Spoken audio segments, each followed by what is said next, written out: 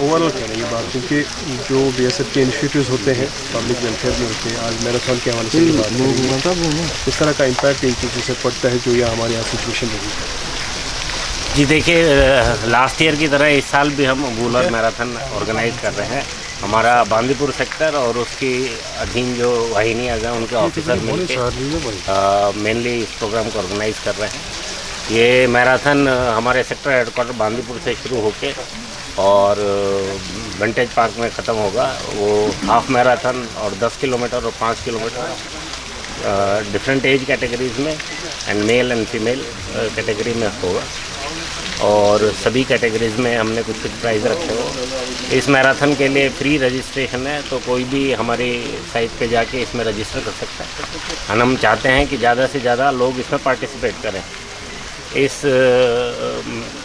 इस मैराथन को ऑर्गेनाइज़ करने का हमारा मेन उद्देश्य ये है कि एक तो वूलर लेक के बारे में हम थोड़ा जागृति पैदा करें कि वो ज़्यादा क्लीन हो और दूसरा कि जो कश्मीर के यूथ है उनको सिक्योरिटी फोर्सेस के साथ और जोड़ें। जैसा कि आप जानते हैं हमारा एलसी पे डिप्लॉयमेंट है, एलसी में बहुत सारे आसपास काफ़ी विलेजेस हैं, तो जो सिक्योरिटी एक होलिस्टिक तरीके से किया जाए जिसमें कि सिक्योरिटी फोर्सेस और सोसाइटी दोनों मिलके एक साथ काम करें, वो उसका हमारा पर्पस है। और हम चाहते हैं कि ज़्यादा से ज़्यादा कश्मीरी यूथ और भारत के अलग अलग प्रांतों से लोग आएँ और इसमें पार्टिसिपेट करें। जैसे आपने एलसी की बात खुद की है, अगर देखा जाए तो प्रेजेंट सिचुएशन ओवरऑल देखेंगे कितना इसमें इम्प्रूवमेंट आ गई है हालात अगर देखेंगे, और जैसे इस तरह के इवेंट करना, इस तरह के इवेंट के लिए भी एक साजगार माहौल होना ज़रूरी है। उस हिसाब से अभी कश्मीर की सिचुएशन की बात अगर करेंगे कितना एलसी हम आर्मी के साथ बहुत अच्छे से डोमिनेट कर रहे हैं। और जैसा कि आपने देखा होगा इस साल 2 इन्फिल्ट्रेशन के अटेम्प्ट हुए थे जो कि सिक्योरिटी फोर्सेज ने नाकाम कर दिए।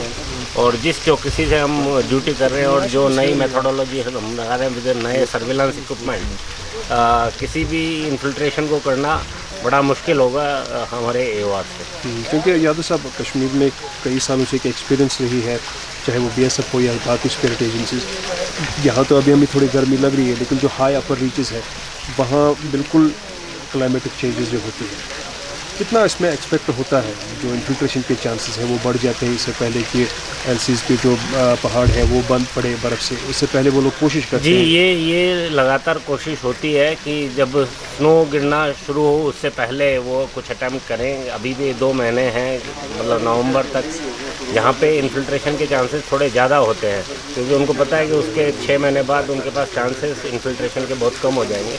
तो लगातार उनकी कोशिश होती है कि वो कुछ लोगों को इन्फिल्ट्रेट कर पाएँ। लेकिन जिस चौकसी से हम आर्मी के साथ बैठ के एलसी पे काम कर रहे हैं, किसी भी तरह का इन्फिल्ट्रेशन करना बहुत मुश्किल है। अभी कुछ पर्टिकुलर एरियाज़ है जहाँ प्रेजेंस की बात करेंगे, जैसे कुलगाम में कुछ इंफ्रास्ट्रक्चर होते वो लंबा चला था, ऐसे कुछ एब्रप्टली एलिमिनेट किए गए थे काफ़ी सारे मिलिटेंट्स बाय सिक्योरिटी फोर्सेस। जी, मैं थोड़ा एलसी सिनेरियो के बारे में बता सकता हूँ आपको कि यस, जो हमारे एवार के अपोजिट जो लॉन्चिंग पैड्स हैं, स्पेशली कुपवाड़ा, बांदीपुर और बारामूला, उसमें टेररिस्ट की प्रेजेंस हमको दिखती है, जो कि एक मौके की तलाश में रहते हैं कि कब उनको मौका मिले, क्योंकि सिक्योरिटी इतनी टाइट है। कभी वेदर ख़राब होने की वो कोशिश करते हैं कि उस मौसम में कभी निकल जाएं, तो कोशिश उनकी लगातार होती है और उसी हिसाब से हम भी तैयार रहते हैं।